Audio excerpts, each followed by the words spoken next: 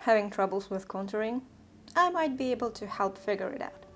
Hello guys, I'm Well, welcome back to my channel, and today we're talking all about the contouring and products for it and why we have troubles with the contour things in general. And I want to start with the misconceptions, and recently I found a video about contour products and complexion products which are made by the chemists in the makeup industry, and I will link the video below. But the main idea is that if you remember the color theory, I was mixing the blue, red and yellow as well as black and white to achieve the skin tone. The problem with the makeup industry, according to the person who speaks about that, is that there is no blue pigment in most of the complexion products. So they don't formulate complexion products with blue pigment. That explains why we have so little cool tones and so little olives. Like, almost impossible to find olives, and it's only started recently to get to that point. And that also may explain, if that is of course true, that we don't have a true cool toned cream products for contour. So let's talk about the contour products in general and how to approach them. First things first, your contour should be in the same zone as your undertone. Just because if you're cool, you definitely need a cool contouring. If you're really warm and tanned, it's okay to use bronzer in most of the cases. For neutral people, it's definitely good to use neutral colors. But all the bronzers that I've tried basically leave me orange, which is absolutely ridiculous. But yeah, that's what's supposed to happen. I'm a cool undertone and I'm trying to use the warm toned product, and of course it's not gonna work. So for me, I will need to find something really cool toned or pinkish toned or grayish toned that actually would work.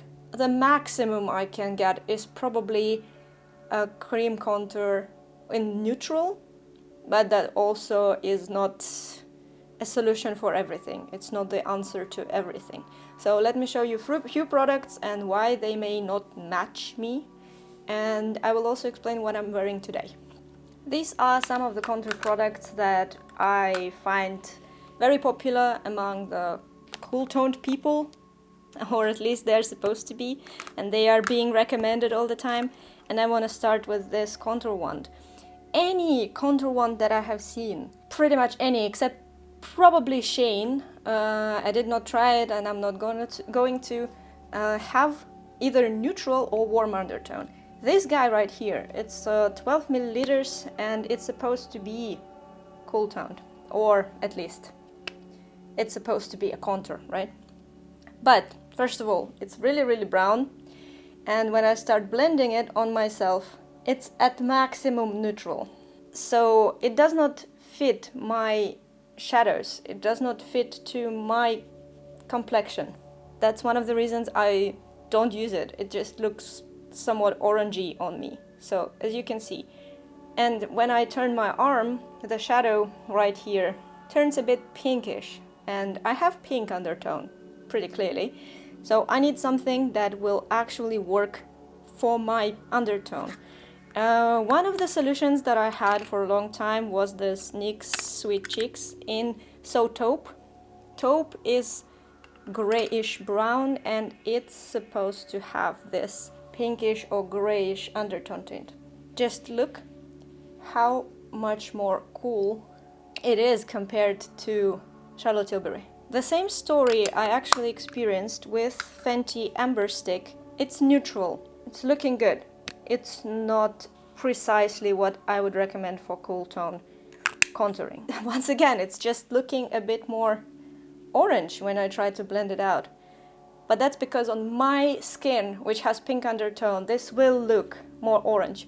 So the So Taupe for me works, but they don't really have it as a cream product. And with dry skin, I would like to have a cream product. Charlotte Tilbury Film Star Bronze and Glow actually is okay for me as well. This is not as cool, but this is very light. That's why it's so forgiving, I would say. It's very light and it's also neutral, and that's why you don't really see it. If I would make it really sticking out, then it probably will be a bit better than amber. But still, this is still looking warm compared to the taupe. So how to deal with that? Because cool tone contour is like biggest issue. And let me tell you something.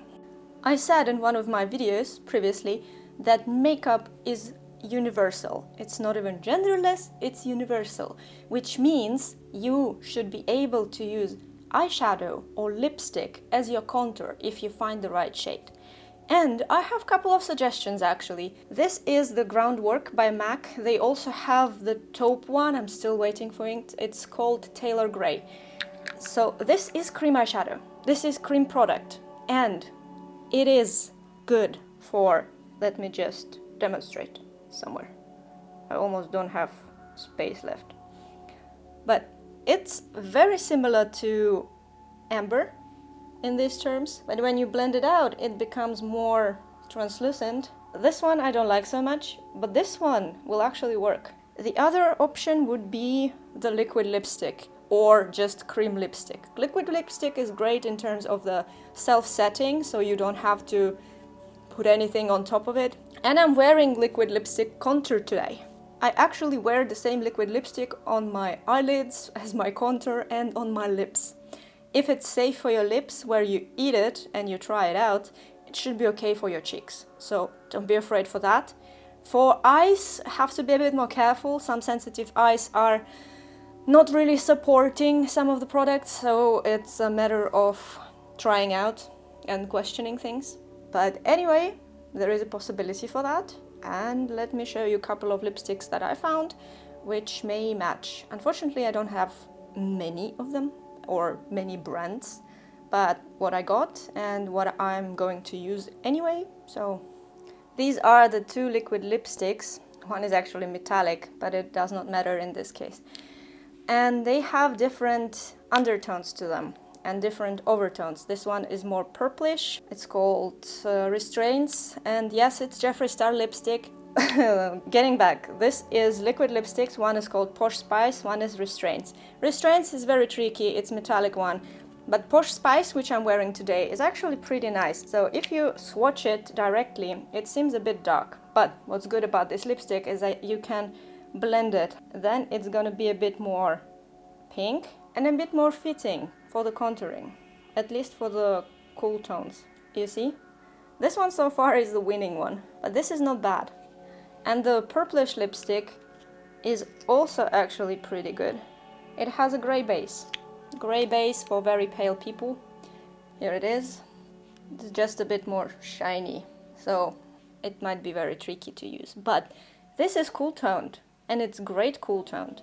If you find a lipstick that has a gray undertone or a very specific pink undertone, get it, use it everywhere. It's okay, it should be totally fine. So this one is very similar to taupe, and it's just good contouring shade. As far as it does not set in absolute seconds, you should be able to make them work for you. And for neutrals, it also should be okay. So amber is definitely good for neutrals.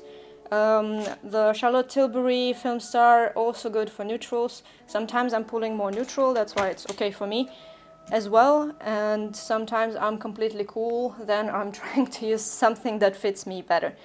For the warm tones, there are tons of products for the warm tones, so you don't really have to bother about that. About the shade depth, this is a good question. I did not find like precise formula for finding your for concealers. It can be tricky because not every concealer has this inclusive shade range, where I would recommend to try, for example, you are light and your contour shade may be somewhere in tan or the deep colors. So there, with blending, it can be your shade. Majority of things that I've tried from concealers is actually, again, warm toned. I have no idea who imagined that it's good for everybody. It's not universal at all. So I would probably say that if you want to try it with concealers, just try it like in the shade range away from you, two shade ranges away from you. If you're light, it's going to be tan. If you're medium, it's going to be deep. If you're fair, it might be medium. So just try it out, compare. It should be the same undertone as your skin. So if you're cool toned, try to find some concealer or something that is also cool toned in the ranges that are two ranges darker than you are. Then you may get this nice shade. The other point I wanted to discuss is where to place the contour. Everybody's face is different. It's very tricky sometimes to find where to place the contour. We also have different percentage of fat, and we have different age, we have different parameters of the face. We may never really try to contour our face or something like that. So according to internet, I have a diamond-shaped face, and I have cheekbones that are very prominent. You can clearly see them in majority of cases.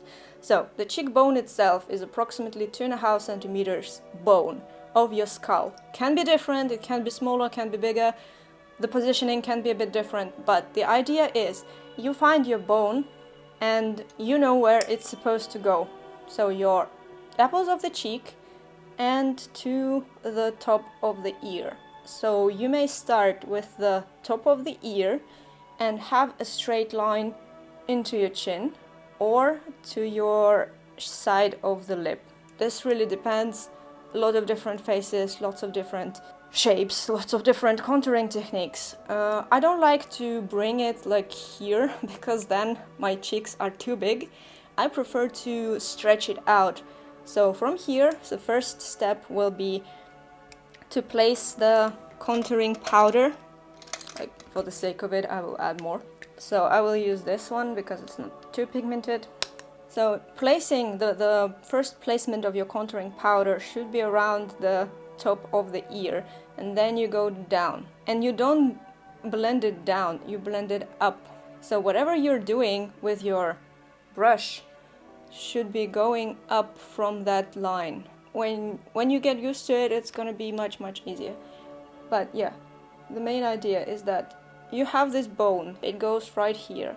So you take the lower edge of it and you contour the bone. From there you have the dip. Sometimes you don't have a dip, sometimes you do. And that dip should be already plain. So your contour is only placed on the edge of the bone and upwards. It's usually also good to mix it up with your blush and with your highlighter, again higher. So placement of the blush would be for me for the center of this part. Most likely I will put it like this, and then the highlighter on top, the very top. So that is approximation of what to contour. With nose it's much easier. That's depending on your preference. You can just go by the sides, you can go by the down here. Jawline is also usually quite easy. You just stick your jaw as much as possible and contour these lines. Some say on opposite you should do this, but I find it very difficult to work. So if you stick it out, you can clearly see where your chin is and where your jawline is, and that's how you can contour it. Other options for contour: if you have a very big forehead, you can contour your growth line for the hair. You can also contour the temples. We have a dip naturally here in the skull, so you're just following the natural skull dips to contour the face. And sometimes you can do other things. This really depends on your imagination. Also, female contouring will differ from the male one. Male one is more straight and it also goes into these areas here, while females usually don't do that. Female contouring is more rounded. That's the main idea of it. And I'm adding the different parameters and different schemas on the screen so you can see. Maybe you will find something that matches you and that will help you understand how to proceed with this kind of stuff. So yeah, that's the main idea for now. I hope this video was at least a bit helpful to understand what's going on and how to proceed with contour shades, what to find, what to use and where to place them. So if this video is helpful, please give it a thumbs up and subscribe to my channel. Thanks! Would really be happy to see people here to build a community, to talk about things. If I'm wrong in something, you can also say about that. I'm open for discussion. Yeah, so thank you so much for watching and see you in the next one. Bye!